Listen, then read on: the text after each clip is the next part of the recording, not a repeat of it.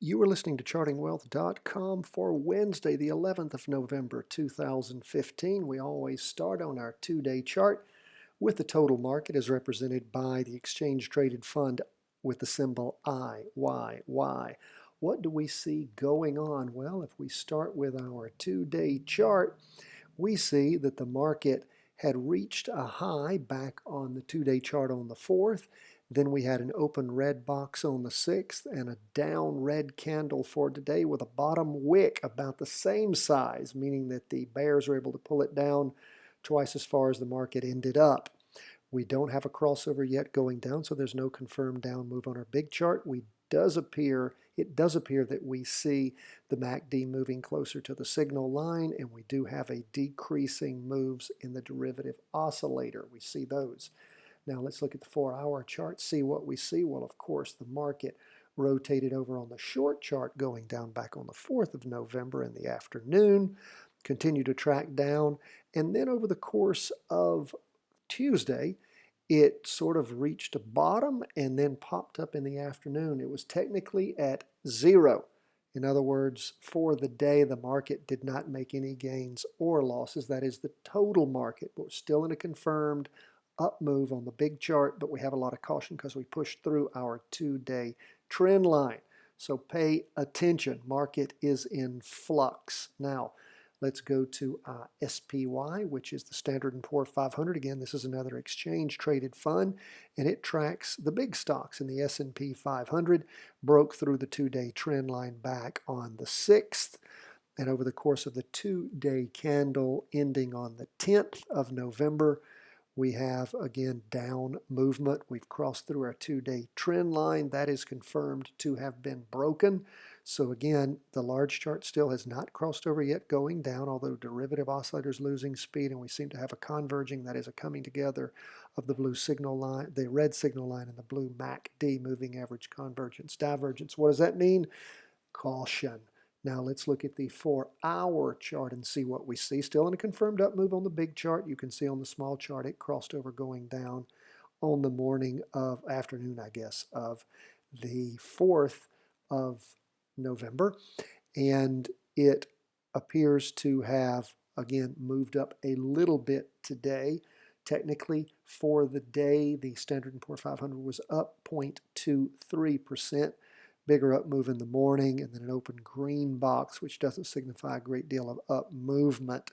In fact, some caution as far as whether or not that move would continue with that green down move today. The open box is stronger, but again is like a spinning top, so pay attention to that. Now, and we do see the derivative oscillator lost some of its steam in the afternoon. Now, let's move back to the two-day chart, and we will look at the Qs. Now, it was technically down 0.26% for the day. So the Qs was down, the S&P 500 was up, and the total market was neutral.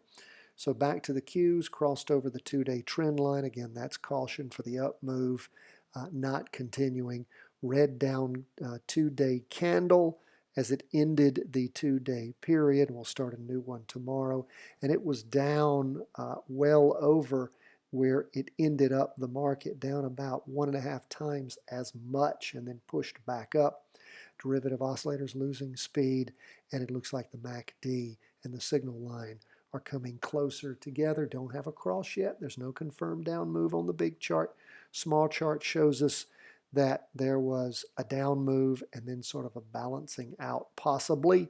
And again, if we see this crossover going back up, we're going to pay close attention to that because we're already in what? An up move on the big chart. So continue to watch, see if that movement has ended for good or if it's going to roll around and start tracking back up again. But there is caution as far as that continued up movement goes, but still confirmed up moves in all three of our indexes: total market, S&P 500, and the Qs. Now, lastly, let's go to gold. What do we see on gold? Well, we see gold has 4 strong two-day candles showing 8 days of movement. And again, that's our weeks are only 5-day weeks, right? So it's well over a week and a half's worth of movements down on gold after a crossover back on the 2nd of November. Now, what do we really pay attention to, though, in gold? That is the 2-day chart. I'm sorry, not the 2-day, the 4-hour chart. What do we see? Well, that 4-hour chart crossed over going down on the 19th of October's continued to move down.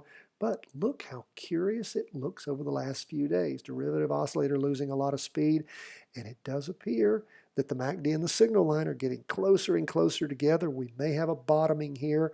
The market's hit the same bottom 1, 2, 3, 4, 5, 6, 7 times.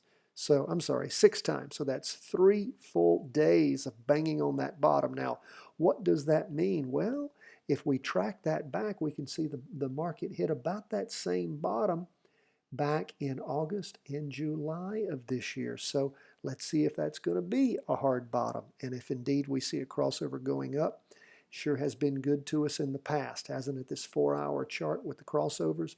Continue to watch. Maybe time for you to get into another virtual trade. That is where the markets are.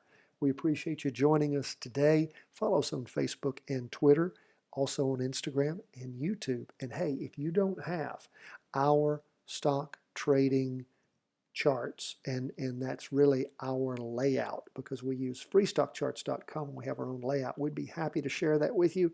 All you got to do is email us. You can also, when you send that email, you can also ask for our 15-minute how to read a stock chart video. That's free, along with the layout. All you got to do is email us cw@chartingwealth.com. That's C as in charting, W as in wealth, cw@chartingwealth.com. We'll be happy to get that to you. We appreciate you. Hope you appreciate us. If you do, go to iTunes, subscribe to our podcast, and give us a 5-star rating. We would surely appreciate that. God bless you. Take care. Wish you the best in your chart reading and in your investing.